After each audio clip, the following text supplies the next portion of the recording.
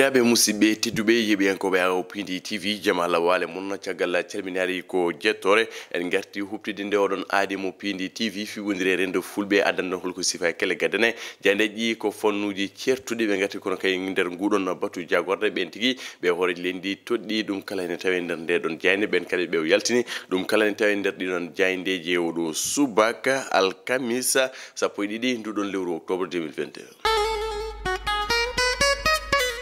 Yawdo alkamisa sappo e tati lewru octobre 2022 ngudetirten ko jayndi le soleil ɓe mbi ko Macky Sall arti tigi oɗon fannu mo gonɗa tigi agriculture woni souveraineté alimentaire ngam kay ɓen leydi Sénégal heege itte nder johli mum kala ɗum tigi woni ko yiɗi woni ko woggini oɗon jagorɗo tembiɗal haaliya ndema ɗo e nder leydi Sénégal woni Aly Ngouille Ndiaye Macky Sall la voie consensuelle fofo yo rewne lawol ɓeɗon tigi remoɓe ha e tigi oɗon seede kame Sodagri fof non ɗeɗon gollorde kala gandaki kokkire dole kono kay ko hokkede dole ngam ɗofta ɓeɗon remoɓe e nder johli leydi Sénégal ɗum de woni yidde makko autosuffisance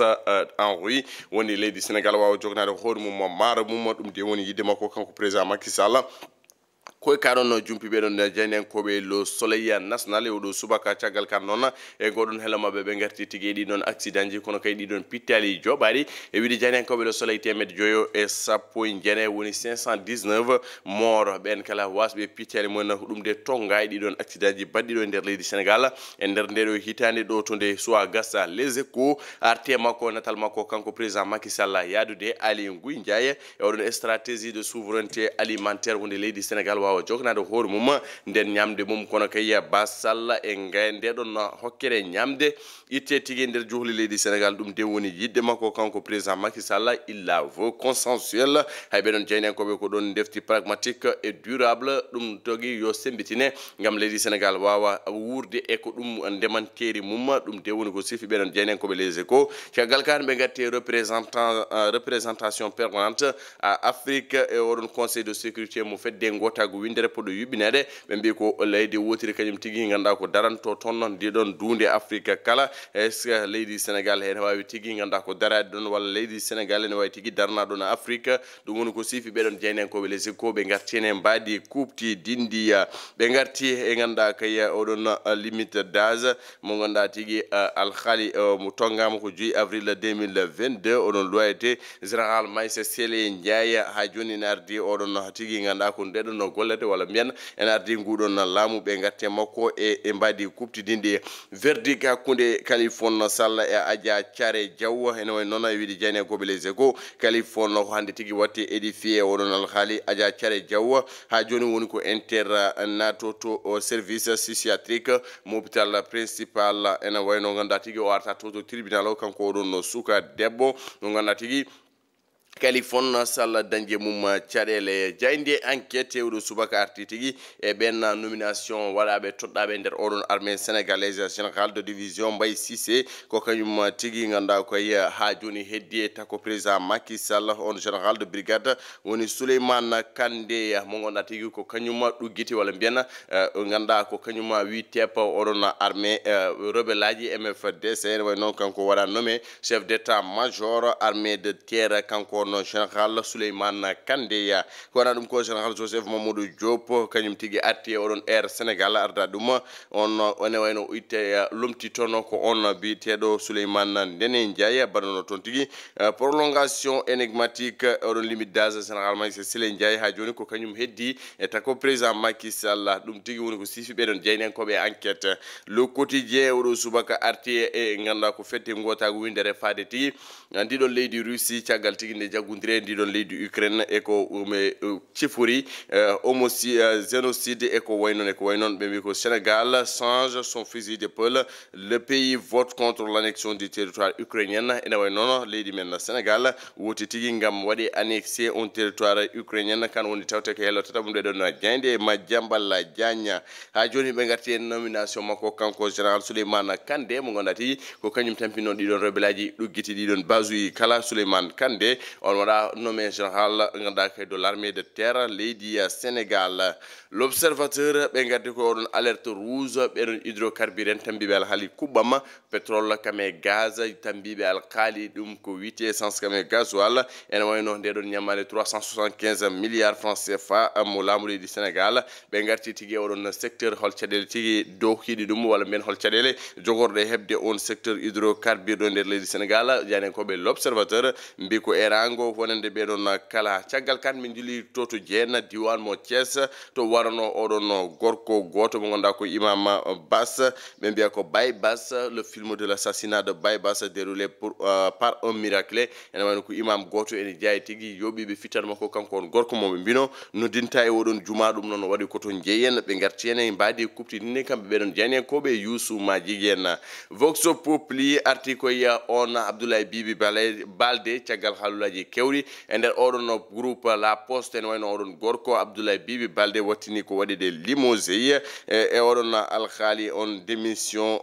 e wiide mabɓe ko démission kono tawi e wiide Gorgui Yassine Boye secrétaire général système des syndicats du travail de La Poste e wiide makko président Macky Sall koko eɓɓino ɗum ittudemo toon kanko Abdoulaye Balde taw jabamude caɗele ɗe kewɗe hon ene wayno lomtotomo ko on inspecteur des impôts et domaines Ibrahima Diayité ko kañum tigui ardito oɗon poste groupe La Poste leydi Sénégal ɓe garti hen e mbadi kupti dindi e alhaali makko tigui kanko Abdoulaye Bibi Balde ya natal président Macky Sall kan ngal woni tawtegal e nder jayde las ɓe garti e ɓe wi ko jeu de siège musical dans l'armée Macky fixe les étoiles ha joni tigui toɗɗade woni hen e nder onon armée sénégalaise hewɓe mabɓe de ganduɗa tigui guitama kono hewɓe mabɓe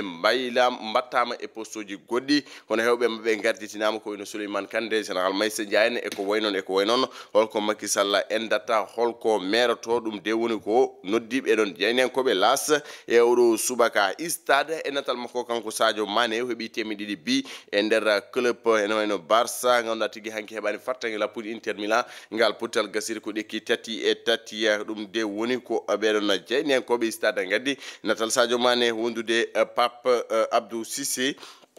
Youssouf Sabali wolude Crépin Diatta kañumen kala nante monen tawe nder ndeɗon jayde ganduɗa tigui stade e wiide mabɓe noon ɓeɗon kala en ɓaadi wadde qualifié yaade 8e de finale oɗon LDC woni Ligue des Champions natal Kalidou Koulibaly nder ndeɗon jayde le Soleil o pas loin d'être le meilleur au monde ene wayno noon o woɗɗani tigui kanko Kalidou Koulibaly wonde meilleur défenseur au monde o wi noon ko jayne koɓe le Soleil ɗum rendi woni ko sifa e nder jayde stade kayre uddat damal no Aissane Dia heewi wiide ko kayre uddi damal garen tigui e gueɗe rendo no heewi wiide jaydi stade uddi ɗum to wonno ko sifa e kele ganen jaydi leydi Sénégal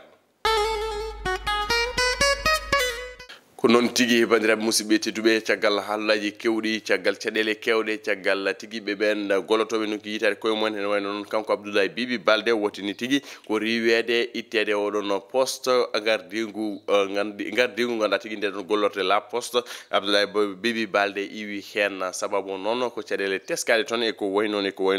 wona ɗum ko woni gartarte e on ganduɗa tigui souveraineté alimentaire ɗo e nder leydi Sénégal e ɓoore mawde nde ganduɗa tigui ne wawi ittanen caɗele addanen ɓamtare saabu yeyaka leydi ɓamtindi taw koye rewani e kaɗon ndema so tawi tigui ɓeɗon nguɗon laamu yiiɗi ganduɗa tigui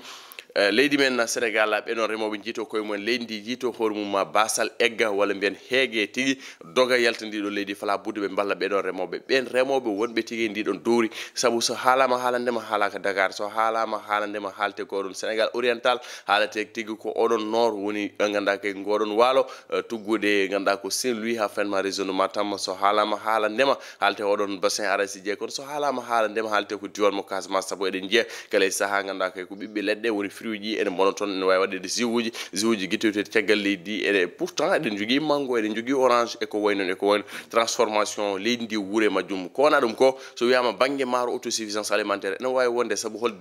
remoɓe to guesa mumen ala ganduɗa tigui ballal ngala engrais jiiɗe wadde contre campagne eko way noon wadde mbiyen ministre de l'agriculture Aly Ngouille Ndiaye omo jogui tigui ɓe foti wallude omo jogui tigui ɓe foti jaggodire omo jogui tigui ɓe foti ganduɗa tigui sirlodirde gam kay itte ndeɗon caɗele bite tigui tigi ene nder leydi Sénégal oɗo saha wadde mbiyen ko on ganda ko o bilani towgal sabu be non so ari ganda ko remoɓe en mbawi wallidemo ɗeɗon gueɗe nde wonnon wona kalis ɓe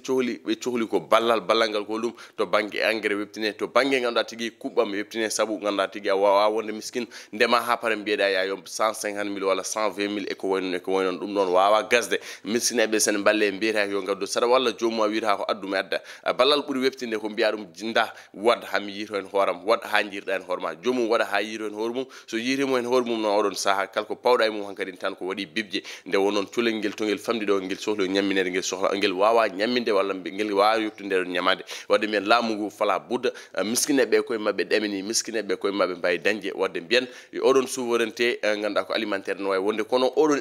autosuffisance en riz ene wawi wonde leydi men Sénégal jogono hoore mum maaro wasuma Thaïlande pourquoi pas ganduɗa ko o hectare uji kewɗi nanɗo e nder leydi Sénégal ndema en mbawi remede mbatte maaro en mbawi remede mbatte goɗɗum oɗon saaha noon ganduɗa tigi saabu en mbawi wadde eɓɓore Thomas Sankara en mbawi wadde eɓɓore Mao Zedong eɓɓore nde mbawɗen wadde sukaɓe hewɓe tan ɗon jiɗi remde pourquoi ka laamu ngu ganduɗa ko waɗa ɗeɗon guese waɗa hen ɓeɗon sukaɓe lewru 60 000 lewru 50 000 lewru 20 000 ha to ganduɗa tigi to yimɓe kaadi ene wawi ganduɗa tigi jibinanden ganduɗa ko gartameje kewɗe ene wawi jibinanden possibilité ɓamtare autosuffisance ari leydi Sénégal sene ɓamto ko min wi en mbawa yaade gaga sans kaɗon ndema wadde mbiyen yo ɓesgu ngu wattu haqqillaji mumen ndema kono kadi laamu ngu watta haqqillaji mumen ndema ɗum wonno komin gaddanno ne oɗo subaka so wodi ko fewi hen koto jomiraɗo so wodi ko fewi hen ko ɗum tigi wonno ko ƴewetno so wodi ko fewi hen ko onon tigi jaari ɗum ɗon bandira musidɓe tedduɓe yallah hukken yalde dow jaam